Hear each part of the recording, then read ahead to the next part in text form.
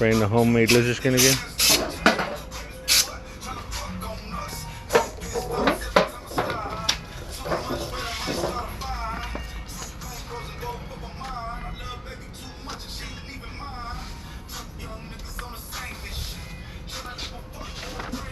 Mix this direct to metal semi-gloss paint with the micro spheres. We just got a gallon out, 1 gallon for 1 bag of microspheres. This is the inside, which we had done.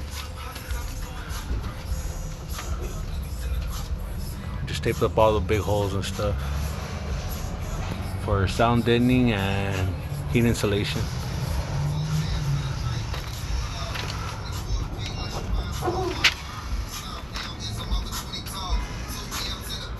We're gonna be posting reviews on how it works.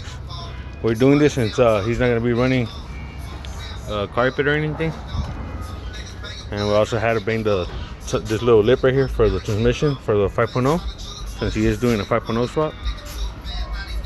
So see how it goes. Stay tuned. Comment if you have any questions or if you want a video review of anything that we are doing on the channel.